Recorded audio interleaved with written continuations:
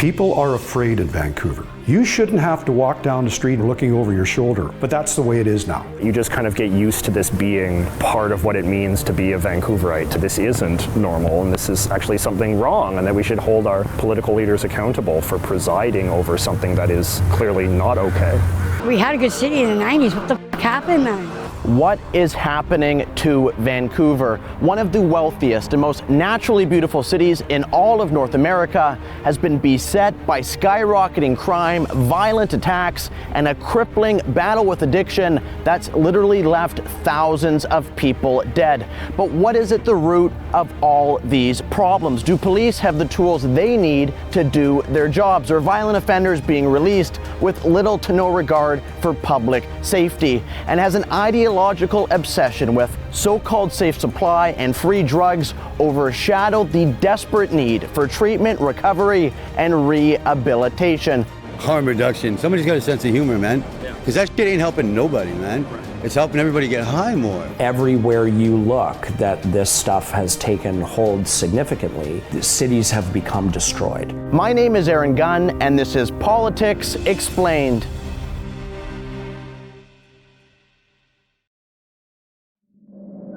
$174 more deaths lost to illicit drugs in BC. There was an altercation, an exchange of gunfire, and a man in his 40s was shot dead. Police say the man was walking shirtless in traffic while kicking cars before the woman and toddler were knocked over. Vancouver is dying. Crime is on the rise, violence is rampant, and residents don't feel safe in their own communities. A trend that's only been accelerating over the past few years. According to the Vancouver Police Department's Public Safety Indicator Report, when compared to average crime rates between 2017 and 2019, 2022 has seen robberies up 21%. Assaults against police officers are also up 21%, and violent assaults as a whole are up 36%. And these stats undoubtedly underestimate the problem, since in the first quarter of 2022, 40% of all non-emergency calls went unanswered. What was once contained to the downtown east side is now spreading into the rest of Vancouver, affecting businesses and residents across the city. I set out to see just how bad it has gotten and how the people who live and work here have been affected. I met first with the owner of an Italian restaurant in Vancouver to see the impact rising crime has had on his business. I started my business on the Drive back in 1998. We used to be able in summertime leave our doors and windows open during the night. Well, now you can't do that. I mean, we had panhandling, illegal vending, people trespassing in the doorways.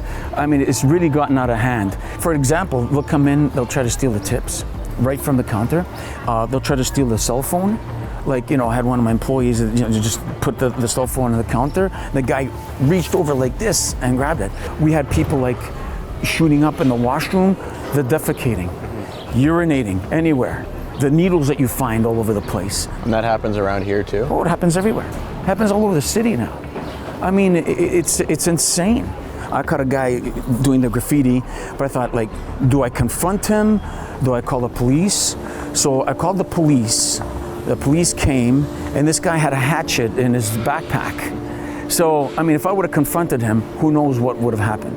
And Frederico isn't alone in feeling this way. According to a survey conducted by the Greater Vancouver Board of Trade, 44% of businesses say crime and public safety is the top issue they're dealing with.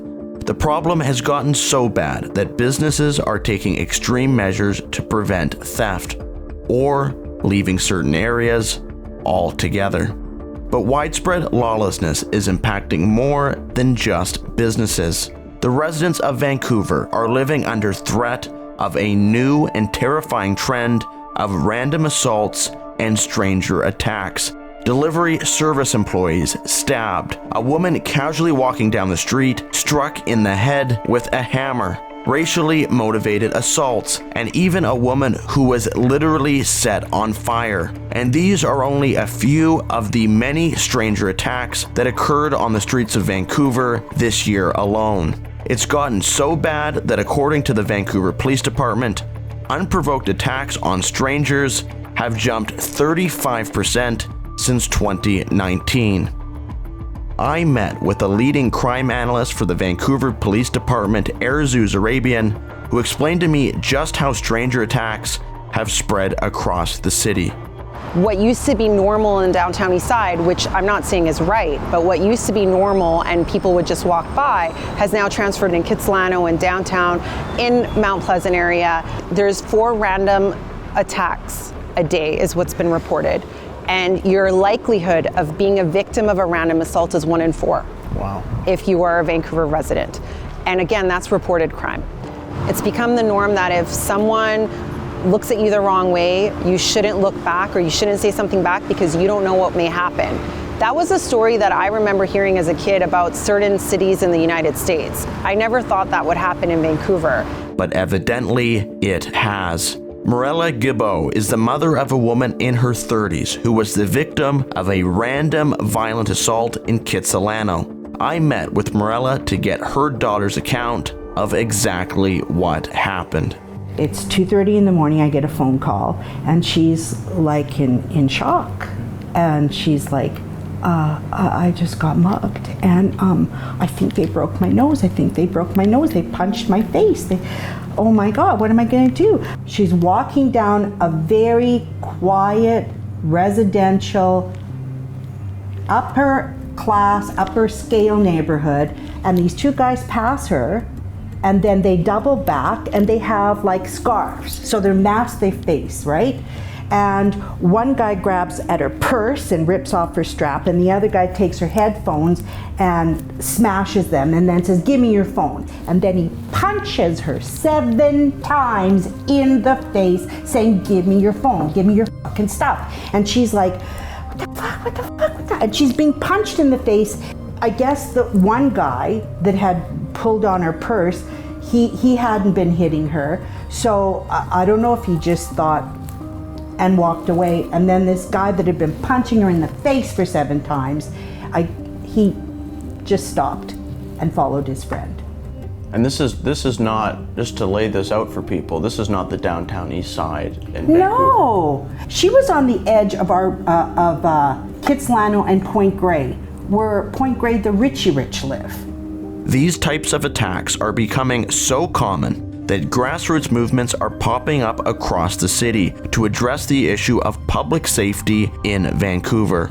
One of those groups, Save Our City, was founded by lifelong Vancouver resident Dallas Brody. Things have definitely gotten worse. I would say I've seen the most dramatic decline in the situation in Vancouver in the last 2.5 years. Downtown Vancouver, the days of me wanting to go down there and spend time just strolling the streets, no way. It's spreading, and like I've had things stolen right off my front porch here, even off my back porch, and everybody in this neighborhood has had their windows smashed. I've had my car window smashed and things taken from my car, and you know, that was not this neighborhood before. So how can this be happening in a city as wealthy as Vancouver? How has public safety deteriorated so rapidly, and when did it all begin? I met with retired police officer Curtis Robinson, who served with the VPD throughout the 1990s up until 2009, to find out how public safety has changed over the past few decades. There's no comparison between my experience as a police officer in Vancouver on Hastings Street, the downtown east side, to what it resembles today. It's like you're in 2 different cities. It's that dramatic. It's absolutely, completely different. You didn't see any of the behavior you see. There was no such thing as stranger attacks. There was no such thing as robbing somebody with a needle. There were consequences for your behavior. Now it's a free-for-all. You can do whatever you want, and there's a reason for that. It probably started to change somewhere in the mid-90s, to where the approach at that time, instead of being very, very visible on the street and engaging the community on a daily basis. The focus in the mid-90s started to change when a certain commanding officer decided that perhaps it might be a nice idea to broker a friendship with the people, the residents of the downtown east side. And that's when it started to erode. They didn't want to be friends with us. And it wasn't our job to be friends with these people. It was our job to control behavior and maintain the peace. So once the line started to be moved, instantly they took advantage of that. So instead of, this is not really allowed down here now, like for example, fixing in a doorway or fixing at bus stops in the morning where people are afraid, now you started to see people do that because they knew that the rules had changed. So this was a gradual erosion. Decreasing the police presence in the downtown east side has only continued since the 90s, allowing lawlessness in the neighborhood to grow to the level it's at today. According to police union head Ralph Kaiser, it's reached the point where the city doesn't want police there at all, allowing the anarchy to spill into other areas of Vancouver. A lot of the stuff and a lot of the crime that's perpetuated in the downtown east side generally stayed within the downtown east side. That's not the case anymore. We have random stranger assaults and attacks across the city now, and it is really concerning. You join this job because you want to help people and whatnot, and you're literally in a position working in that neighborhood. Like, who are you helping? No one wants your help. The city doesn't want you to help anyone. You know, you're literally just sitting and wait until something really bad happens to then go deal with it, right? But there's no proactive policing at all. Particularly in the last little while under the current mayor and some of the council. Gradually what happened is special interest groups and others started to press the city mayor and council about what they felt were oversteps by the police. Things like, for example, stopping and talking to somebody on the street. But now this is discouraged because the mayor's decided that this is infringement upon a person's rights. Are the police who are serving now finding it difficult to do their job properly? Absolutely. I run into some of the police officers still serving, and they say it's terrible right now. They're not allowed to do anything. It's not the proactive police, it's we can't do police. And the thing too now is it's really hard to hire good police officers now. Not too many people want to do this job anymore. You're on the news every day. You have to be afraid of everything you do. You don't have any support from the mayor or some council members. And now you can't do anything about the things you joined up to do. The restrictions placed on basic police functions by Vancouver Mayor Kennedy Stewart has undoubtedly caused Vancouver's crime problem to get worse. An issue he seems to be either completely oblivious to or simply just doesn't care. How many times has our mayor in the last few months gone on air to say, we live in the safest city, we are very safe. Nothing to see here, folks. How does it help to have our mayor and councillors saying, oh yeah, no, everything's fine. Do not believe your eyes, do not believe your ears. Everything is fine. It's not. On top of ignoring the issues caused by the restrictions he's placed on police, Kennedy Stewart exacerbated the problem even further by joining the notorious Defund the Police movement and slashing nearly $6 million off the VPD's budget in 2021. There was an attempt to defund us here in Vancouver, which was troublesome. You know, very, very tight budget as it is already. We're severely under-resourced, and now ultimately, you know, we're not getting the funding that we need to continue just literally to keep the lights on. We have a mayor that took away a big part of their budget this year, and they had to go to the government of BC to have their budget reinstated. Fortunately for Vancouver residents, the BC provincial government forced the city of Vancouver to return the $5.7 million to the police budget, stopping Kennedy Stewart's Defund the Police movement in its tracks, but not without lasting consequences. The relationship between the mayor and the Vancouver Police Department is broken. When you call your police department a systemically racist organization, It drove a huge wedge in between the membership and their confidence in City Hall. You can't do that in an organization that is 50% non-white. Take a look at the command level. This is not a racist organization. But he has gone a long way to try to promote that narrative. This woke, nonsensical narrative about the VPD promoted by Kennedy Stewart erodes public trust in police and makes it harder for them to do their jobs. Facing budget cuts, restrictions on basic police functions, and a mayor who wants to make the job of police harder at every turn, it's a wonder how the rule of law is enforced in Vancouver at all. But even after dodging all these obstacles and actually being able to make an arrest, there's no guarantee that the criminal will be prosecuted. In many cases, they might even be back on the street the very same day. You go sometimes through quite a bit of work to apprehend, catch a criminal. A lot of times, you know, they are released. We can't have violent people wandering around our streets scaring people because it becomes a jungle.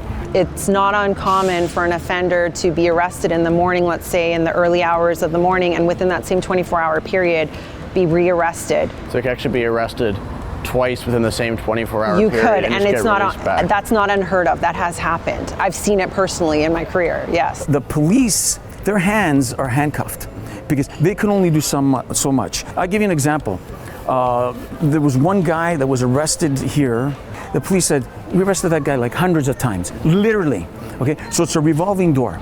The revolving door justice system describes the catch and release policies put in place by Canada's politicians and made worse by many of the judges and prosecutors that they appoint. Criminals are arrested and released again, in a cycle of never-ending perpetuation of crime, allowing violent offenders to serve little to no jail time and return back to the street to offend again.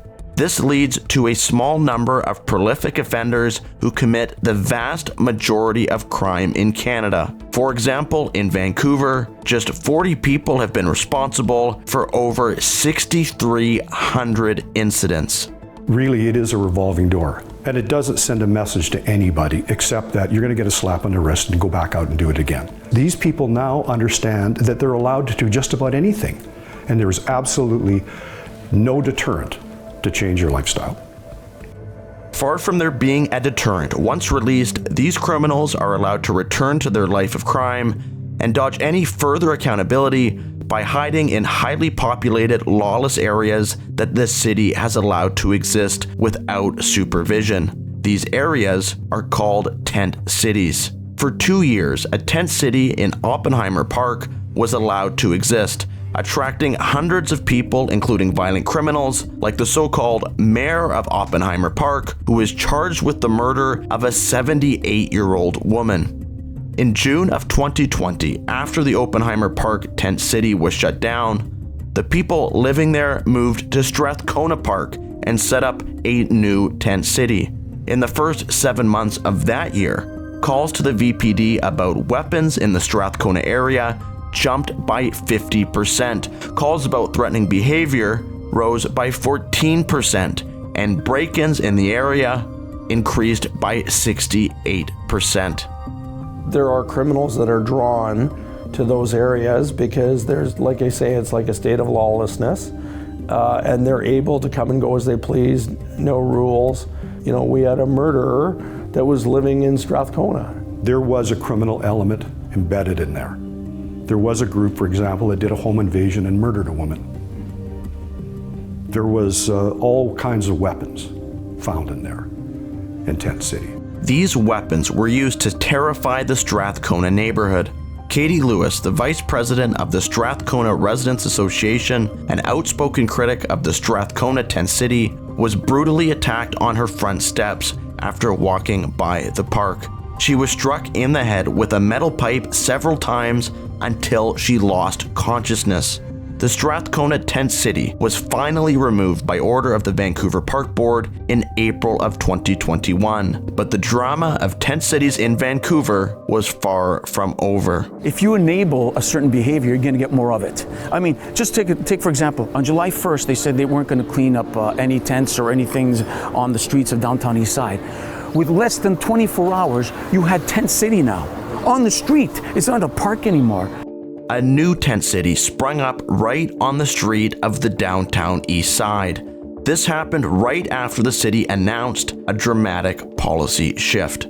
The city stopped doing what was called street sweeps, and that's the city engineering crews that would go down daily and literally sweep and clean the 100 East Hastings. You know, there's certain groups within the city that didn't like the idea of the police or the city being there and cleaning the street, and you know, that's their home. We shouldn't be, you know, entering their homes, taking their homes, their property, etc., etc.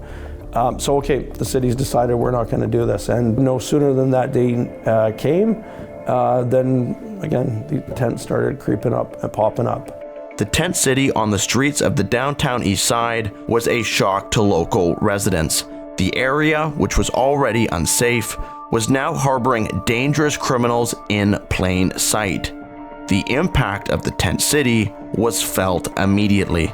The downtown East Side, the 100 East Hastings, it's not a safe place. There are residents that live in those buildings in and amongst that tent city, and they don't feel safe. They can't come and go as they please. You know, there's a gentleman that lives down there, he's disabled, he's in a wheelchair, and like he's trying to maneuver through all these tents and all the stuff that's laying around, and someone took offense to him trying to get through there and stabbed him in the back, right? Like it's unbelievable, right?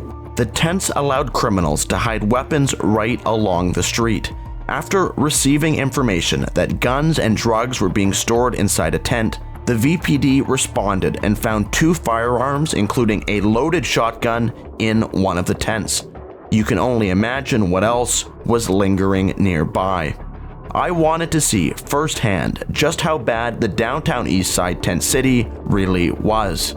So, accompanied by 2 police officers, I headed down there. What I saw was truly shocking.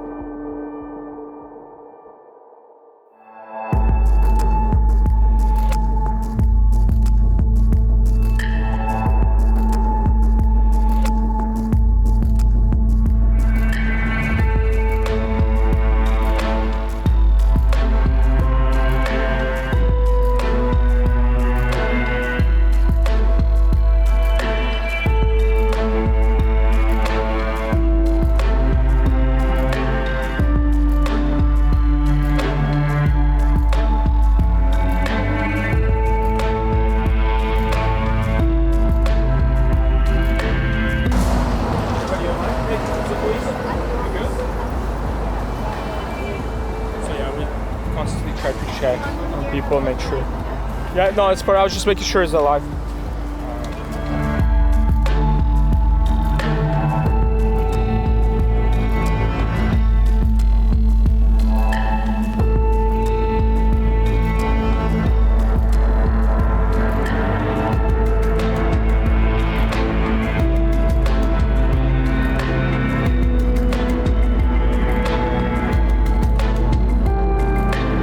Can it be dangerous down here? It's very dangerous down here.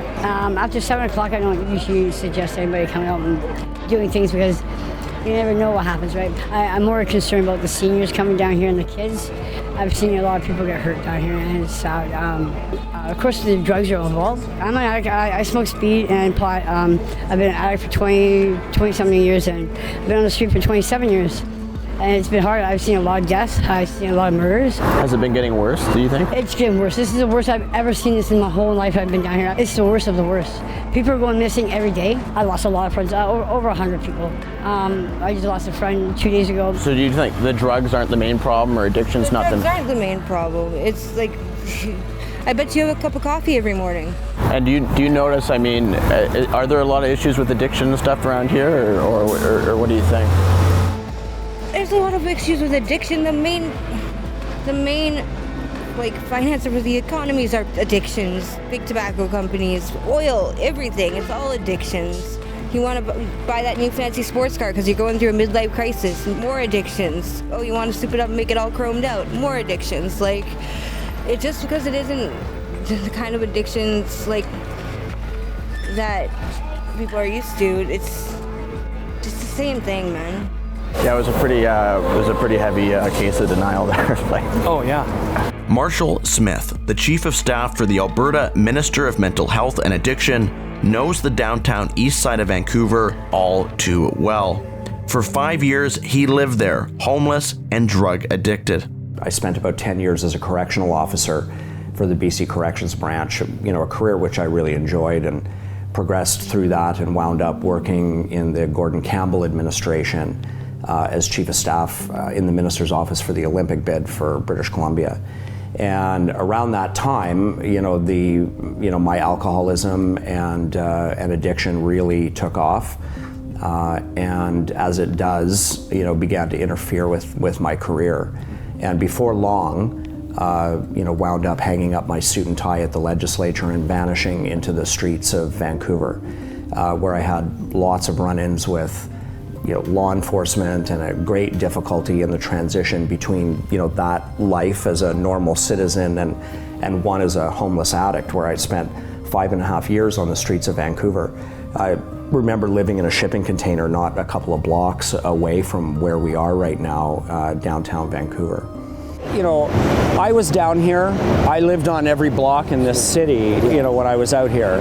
What helped me was getting to treatment. I got into recovery. My life has been good because of that. That's my story. He now serves in government, advocating to help people currently in the situation that he once was in. His experience with both addiction and homelessness put him in the perfect position to answer a question I couldn't help but have while walking around the downtown east side. You hear a lot of talk actually in the public discourse, especially in British Columbia, I think throughout Canada, about homelessness, the homelessness crisis. Is there a homelessness crisis in the sense that we just don't have enough homes, or is this really all about addiction and drugs, and that's at the root of this problem? Yeah, 90% of it is about drugs and addiction. People are not living in tents on the downtown east side because they can't afford rent. They're doing that because they're severely addicted to heroin, cocaine, and fentanyl. People are not living under overpasses.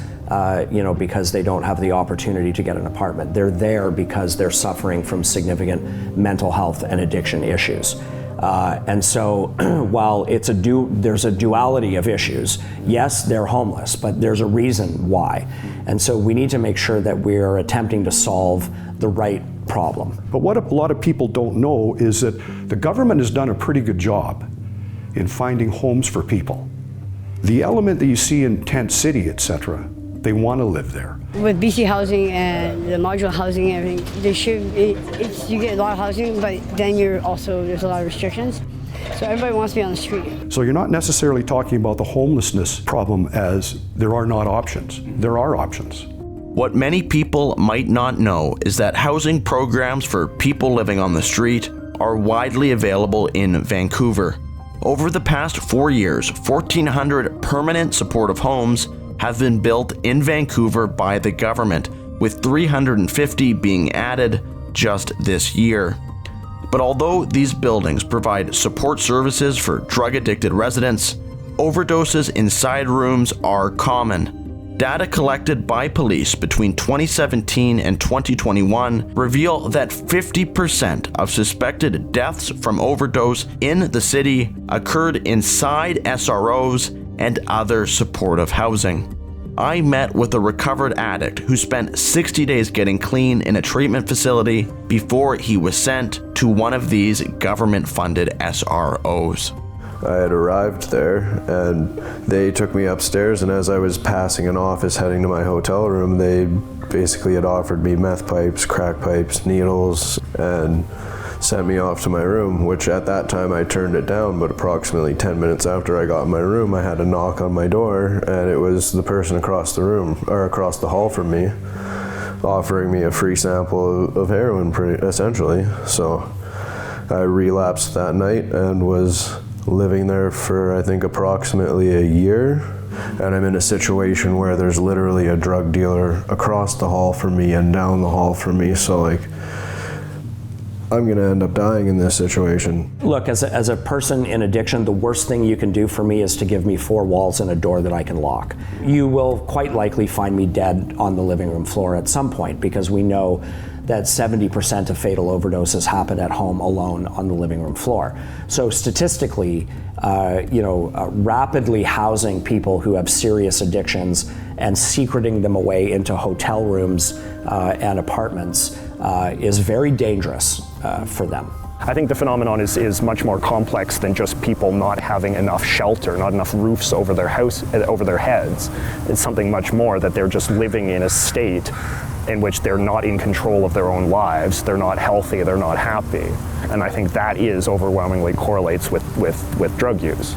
You know, whenever I have somebody coming here from a different country or from, a different part of Canada, and we pass through the downtown east side, they're often very shocked at it, and they say, I've seen, homelessness, I've seen drug addiction manifest before, but I've never seen quite so much in one area where, people are literally on top of each other, shoulder to shoulder, lying on top of one another.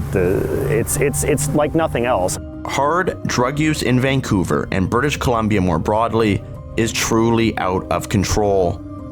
In the first half of 2022, 1,095 people died from overdose in the province. On average, that's more than 6 lives lost every single day. And between January 2020 and July 2021, while around 1,800 British Columbians died from COVID, over 3,000, almost double, overdosed on illicit drugs. But besides the staggering toll on human life and increases in visible levels of homelessness, do drugs impact Vancouver in any other way? With your guys' various experiences with addiction, downtown east side or tent cities, how intertwined are those experiences and that lifestyle with criminal elements, organized crime, violence? Are they they come with the territory? It's like completely the same. You have to, when you're a homeless addict, whatever, in order to sustain your addiction, you have to do crime. I used to spend at least almost $300 a day on my drugs, and how I would have to sustain that was crime. You would be burying your head in the sand if you didn't realize that that is perpetuating crime, because if you have a drug addiction and you can't pay for the drugs, then you're going to break into the car, you're going to break into the store, you're going to go and take $1,000 worth of merchandise to sell in the market. Those are just the things that are expected. They're connected because a person who has to fix, you have to steal to get money to buy drugs. Daily life for me towards the end of it for the last couple of years was basically any retail location that you could think of. Me and the people I associated with were stealing anything of value to sell for addiction. So opiate withdrawal can be one of the most uncomfortable feelings ever for an addict, right? So you're willing to do things that growing up or with the morals instilled in you would never do. 14,500 people all diagnosed with opiate use disorder in BC. Okay. On average, they have been sentenced for 5 offenses each. The majority of them, more than 50%, are forms of theft. More than 10% are violent crimes. And why those? Those are related to the chaos that they're experiencing in their heads, the chaos in the surroundings that they live in. We will only decriminalize those people by addressing those factors. But government doesn't seem to be interested in addressing drug use as the root cause of homelessness, crime, and overdose. Instead, they have focused their energy and resources almost exclusively on a policy known as harm reduction. In 2001, the City Council of Vancouver took the first step in this direction with a strategy document called A Framework for Action, a 4-pillar approach to drug problems in Vancouver. The document identified these 4 pillars as prevention, treatment, enforcement, and harm reduction. In practice, however, very little was done to prevent, treat, or enforce addiction-related issues in the city.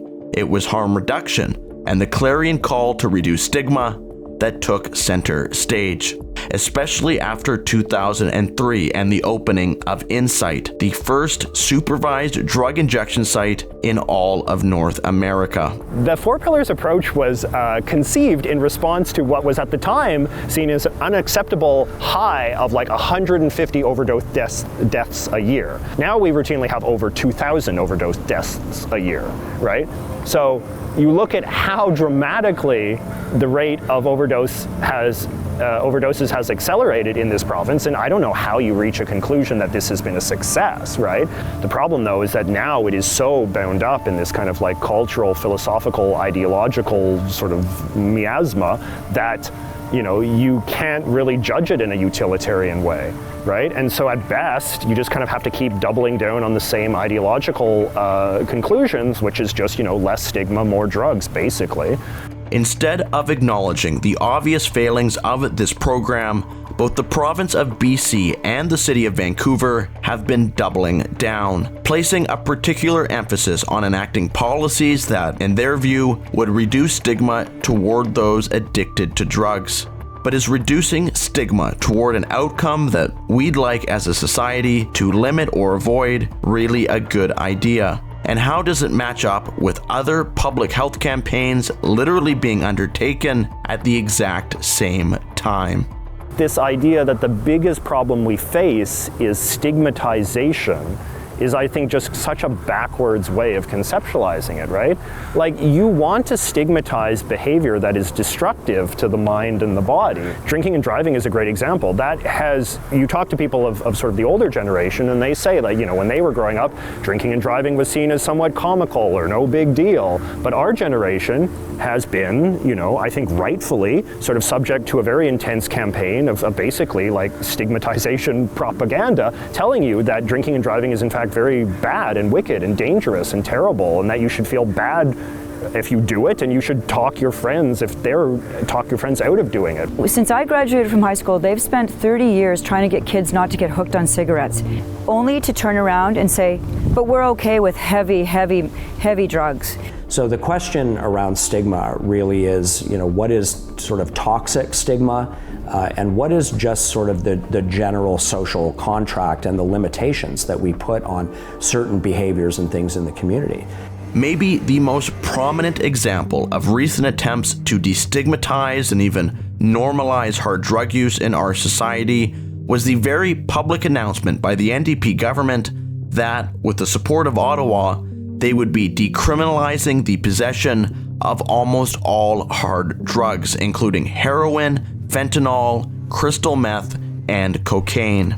But in reality, does this policy change really make any difference? We never charged for simple possession of heroin since 1985. This seems like a classic example of something that is being done for 100% ideological reasons. It's being done for absolutely zero practical purpose. We are so deep down this ideological rabbit hole that the only problem is stigmatization, that even just like symbolically not enforcing laws that we're already not enforcing is somehow seen as some sort of victory. You know, we were already not putting people in prison, we were already not arresting people for possession, but there was this kind of idea that somehow the fact that that was even theoretically possible was contributing in some way to the problem. Decriminalizing possession will do almost nothing other than pave the way for the more straightforward provision of pharmaceuticals to those very people, because now it's legal for them to have it. Only now did everything begin adding up. Decriminalization, it turns out, had almost nothing to do with ending the imagined persecution of those addicted to drugs, and everything to do with paving the way for yet another harm reduction program. And this time, they weren't simply handing out free and clean needles, as was done in the past.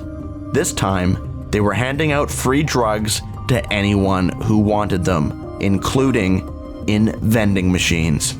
It seems so kind of difficult to wrap my mind around about how the Vancouver political establishment could reach the conclusion that, no, actually we just need more of what we've been doing for the last 20 years? Well, Vancouver is definitely leading the way in the sense of trying interventions that have very little to no evidence base, that have not been tried elsewhere, essentially as a human experiment on thousands of people. And I actually think that's particularly inhumane and not progressive. This idea that you're going to basically treat people's lives as a lab, like a rat, as like rats in a lab experiment. I always try and put it in the context of my own children. If they, God forbid, ended up addicted to drugs and they ended up downtown on the streets, the last thing I would want is for someone to give them more drugs, watch them overdose, give them Narcan, give them more drugs, give them Narcan, until basically eventually they just successfully overdose one day. The policy of handing out free drugs is what's known as safe supply. The thinking being to give hard drugs like heroin to addicts so that they don't purchase the same drugs from illegal markets which might be cut with a more dangerous substance like fentanyl. This is meant to reduce the number of overdoses in Vancouver. But has this worked? Is so-called safe supply actually safe? There really is no such thing as safe supply, right? The term safe supply is a marketing term. There is nothing safe about handing out opioids en masse to a population with as few controls as possible. Well, there's no such thing as a safe supply. When you supply somebody with a drug like fentanyl or heroin or cocaine or methamphetamine, there's nothing safe about that. You are perpetuating an illness, you are perpetuating addiction, and it's essentially state-sponsored addiction.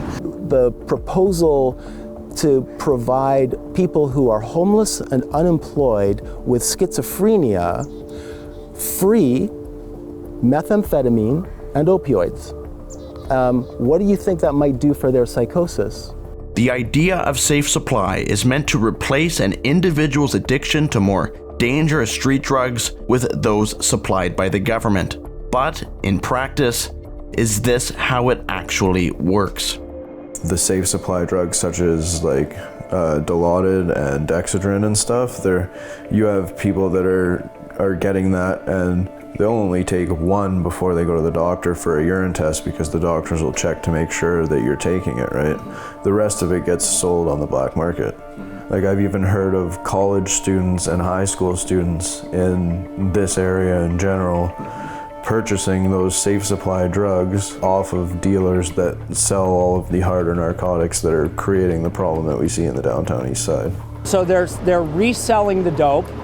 The dealers who are paying, $1 a pill are taking those to other jurisdictions around the city and selling them for $20 a pill. Well, in Surrey right now, they're $5 a pill all day, even upwards of 7 and 10. It depends on the ebb and flow of the demand. You go to Edmonton, they're $20, $30. In New Brunswick and Newfoundland, upwards of $40. Northern Saskatchewan, $40. If all safe supply does is literally fund the drug habit for people struggling with addiction, how can the government possibly think this is the compassionate solution? The proponents of this, the quote-unquote left or whatever you want to call them, seem to have taken in their minds like the compassionate high ground. Yeah. But is this really the compassionate solution for the people that are living this life? Well, I certainly don't think so. I don't think it is. I don't think that when you look at somebody who is like living in a kind of state of like living death, a kind of like zombie-like sort of state, I don't think it is compassionate to kind of look at that person and say that's as good as you'll ever have. We as a society have no aspiration for you that is better than that, because we have an ideology, a condescending ideology, that says that is basically your lot in life. You cannot change it because you have no agency. Nothing about drug addiction relates to choice, and in fact, nothing about drug addiction is even inherently bad. So it's just, I don't know, it's like what the old saying says, it's something so dumb that only an intellectual could believe it, right? But apart from ideology, there are other, more sinister reasons behind this new push for safe supply. Like any big government program, someone is always getting rich. There's a small world of researchers that have been perpetuating these very extreme policies who not only evaluate the policies themselves, so they run the program, have an incentive for the program to have a positive study come out. They write and author or at least assist on and review those studies, but even worse, they're in many cases profiting off of these policies. So we know of researchers in British Columbia who have been perpetuating and pushing these very extreme harm reductionist policies, who are turning around now and have stakes in private companies that are selling medical grade, as they call it, heroin or fentanyl, and profiting off of this. I also think politicians have really not been pushed because there's been a hugely very well-funded, vocal campaign to normalize drug use in BC for the last 25 years, and they're the ones with the political power right now. Unfortunately, this push by certain pharmaceutical companies to flood the market with government-supplied opioids in the name of public health is not new. In fact, we've been here before. History is repeating itself. We got into this mess, with the OxyContin crisis, when the manufacturers of that drug widely distributed those pharmaceuticals in the community, and we're here because of that. A legal regulated market of opioids was not safe. They were not taken by those who were prescribed. Public health did not benefit as a result of that. And so if you fast forward to today and you look at what is being said about safe supply, advocates for this policy are saying the same thing, that a legal regulated supply of drugs would be safe, that public health would benefit, that they'd only be taken as directed, and that you should get over it, because opioids are a good thing. The fact that those things are being said today by advocate groups that are not connected with the pharmaceutical industry is irrelevant, right? It's going to be very dangerous. So why, given all this, has the government continued to push an opioid-driven solution to a problem caused by opioids in the first place? Well, maybe it's because the government thinks addicts are somehow past the point of no return. The chief medical officer, Bonnie Henry, basically came out and said, if you're addicted to alcohol, there's treatment that we can give for you to get better. But if you're addicted to opioids, there's kind of no effective treatment for that. Yeah, I mean, it's really unfortunate to hear from respected medical authorities that we don't have treatment to help people addicted to opioids. We do. The fact that people recover is undeniable, and it is, either shockingly ignorant, or something else to say otherwise. Dr. Bonnie Henry's comments are outrageous and unprofessional. As far as I know, Bonnie Henry is not a medical expert, when it comes to addiction. So if she's going to be weighing into these areas, she may want to go back to medical school for a bit and do some training on the illness of addiction and how to successfully treat it. And the consequences of comments like that can be catastrophic to individuals who are hearing them. They can be very, very harmful for somebody in her position to say. The unfortunate thing is it's not just statements by Bonnie Henry and stuff that try to reinforce that. I was basically told by a doctor that my only path was to be on opiate replacement therapy for the rest of my life to achieve some sense of normalcy. That was a very crippling thing to hear, because you lose a sense of hope. You think you're not going to be able to make it out of this. That's not true. I've seen proof of otherwise. I am proof of otherwise. British Columbia's attempts to medicate the addiction crisis away and reject the possibility of recovery for thousands of people is not an approach shared by much of the rest of the world. Many countries have shown you can have tremendous success curbing addiction through government-supported treatment programs. And there's maybe no nation cited more frequently in this regard than the small European state of Portugal. One of the biggest misconceptions is that Portugal has a laissez-faire approach, that they've essentially legalized drugs. In reality, what they've done is they've set up mechanisms to get people help, have some accountability when you're using. When you're using a small amount of drugs in Portugal, you're not just given a nod and told to go on your way. You actually are brought into a 3 to 5 person panel that assesses your drug use and figures out if you need to go to treatment, if it's more of a warning, if it's more, and they kind of examine the individual cases. That's very different than what BC is proposing to do by decriminalizing all drugs. Portugal is really a very conservative society with a really aggressive policy of intervention.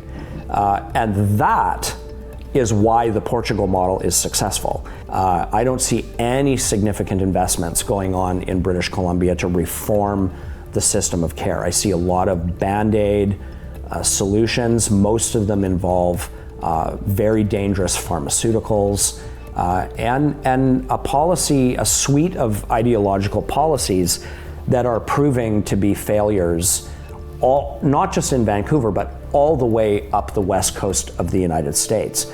Although the BC government seems uninterested in adopting successful models for treatment and rehabilitation from elsewhere in the world, this hasn't stopped nonprofits and societies from stepping up to fill the void. I met with the founder of the Last Door Recovery Society to discuss how his organization has helped men recover from addiction, including opioid addiction, for over 35 years. So we look at it, we don't see people as crazy, but we do see them as being restored to sanity. And to see the families come back together and to see love and gratitude and community and see guys with their kids, it's gold, you know. That's why I did it in the first place. And it's a lot easier than people think. It doesn't take that long, you know, within, weeks you feel better and you can eat and sleep and some normal. And you get a bit of clean time and people come back to sanity, they get that clarity. A lot of programs you go in and people are they're medicated the entire time they're there. And they look at those drugs like it's medication. No, it's drugs. You're giving painkillers to somebody that isn't in pain. What do you think is going to happen, like that? I compare harm reduction to this. Let's do a drunk driving program, and if we're going to do proper harm reduction, we have to teach people to drive drunk. Does that sound insane? That's insane. The Last Door Recovery Society has a different approach than safe supply and harm reduction, and that is to foster a community to support and help those addicted to drugs to achieve complete and lasting abstinence from substance abuse and remission of their disease. Now they're saying, well, abstinence puts you in danger of overdose. Using puts you in danger of overdose, All you hear in the media is decriminalization, safe supply. They don't write about people's stories of someone that gets well. Like I've got 16 years clean coming up, I have my own story, right? So when people say like recovery doesn't work, when politicians say it, when doctors say it, people in the media say it, it's unattainable, it's a lie. I have almost 18 months clean at the age of 18, and it's like abstinence-based recovery works. Like I see it every day. I'm constantly surrounded by it. I got my child back. I got a meaningful job. I got home. Does harm reduction provide that for me? Did it? At any time of my life, did it give me something meaningful? And I got clean pretty easily, I think, because I wasn't introduced to harm reduction. Because if I knew about it, honestly, I don't know if I would be clean. Keeping people sick and keeping them where they're at, where's the humanity in that? For many addicts, it might seem like there is no hope of recovery. For many homeless living in tent cities, a normal life of stability might seem impossibly out of reach. And for residents of Vancouver, the condition of their city, including the random violent attacks, might seem a situation too far gone to get back under control. But these are false realities. This isn't normal, and we should not allow our politicians to convince us otherwise. A city as rich in natural beauty and economic prosperity as Vancouver deserves better than this. I mean, the buck stops with the mayor. Period. It's absolutely a disgrace. So hard decisions have to be made, and this mayor is not making them. My worry for places like Vancouver is whether things get to a tipping point of no return. I often wonder how bad things are going to need to get in order for the general public, the voting public, to wake up and start demanding that political leaders actually take some substantive steps to fixing this. in 2001 you'd said like there's going to be crack pipe vending machines, you know, people would have thought you were some sort of like completely insane, paranoid right-wing crackpot. So I think that if there's one thing we've kind of learned from Vancouver's approach to dealing with drugs, it's that you know, there is no such thing as a scenario that's too wild to contemplate. My name is Aaron Gunn, and this has been Politics Explained.